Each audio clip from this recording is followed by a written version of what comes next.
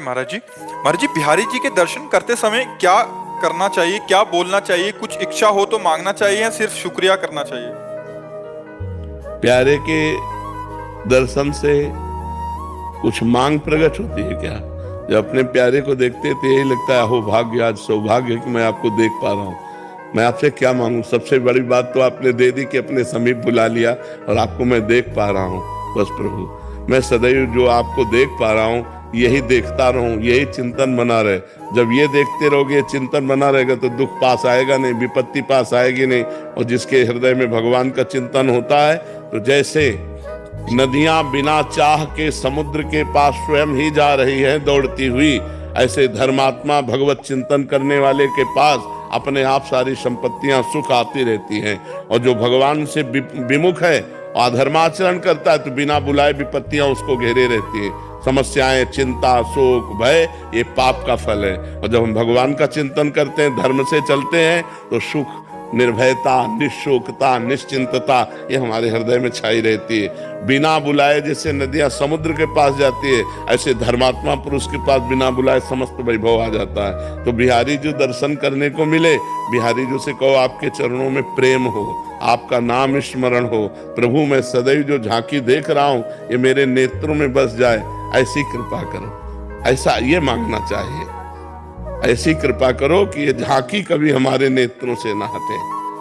स्वामी जी महाराज ने एक पद में गाया है, ऐसे ही देखत रहो जन्म सफल कर मानो, प्यारे की भांति भांति के प्राण प्यारे, जुगल किशोरे जानो। ऐसे ही देखत रहो, जन्म सफल कर मानो। जीवन की सफलता क्या है? ऐसे बिहारी जो आप वृंदावन बुलाते रहो, मैं बार बार आपको देखता रहूं, कुंज बिहारी ऐसा नाम जप करता रहूं। इससे बड़ा जीवन में और क्या लाभ हो सकता है? क्या मांगोगे उनसे?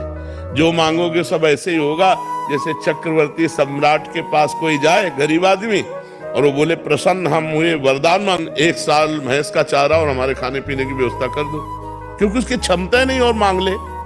वो गरीब आदमी ये सोचेगा 1 साल के लिए भोजन मिल जाएगा, 1 साल के लिए भैंस और गाय का चारा मिल जाएगा, इससे बढ़कर क्या है? वो इससे ज्यादा मांग ही नहीं सकता। ये नहीं जान सकता कि चक्रवर्ती सम्राट है, ये नगर का नगर दे सकता है, ये हमारे आजीवन का भरण पोषण कर सकता है। तो अखिल कोटि ब्रह्मांडों के नायक परात्पर इस भगवान सच्चिदानंद से हम क्या मांग सकते हैं?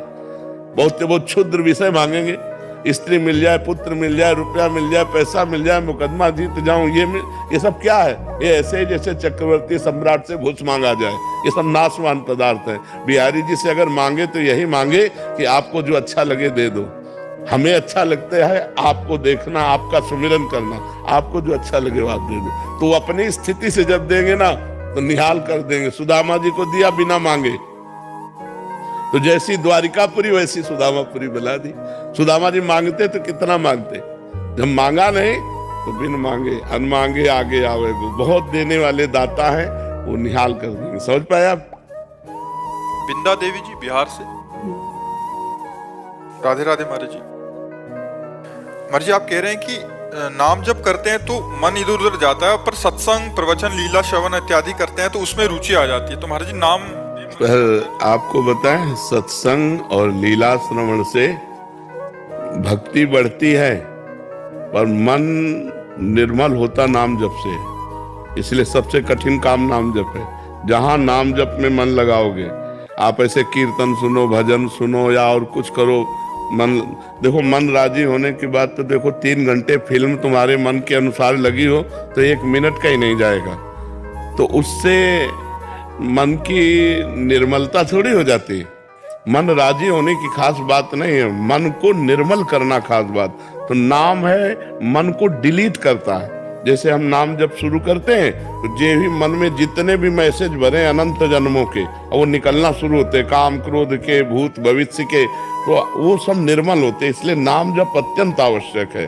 अंदर ही अंदर अंदर अंदर नाम जप करो, मन लगे ना लगे। भाव कुभाव अनखालसहु, नाम जपत मंगल दिश दसहु। चाहे भाव से, चाहे कुभाव से, चाहे आलस्य से, चाहे जैसे भी नाम जप करे, नाम जपने से 10 दिशाओं में उसका मंगल होता है। मन निर्मल होता है भजन करने से।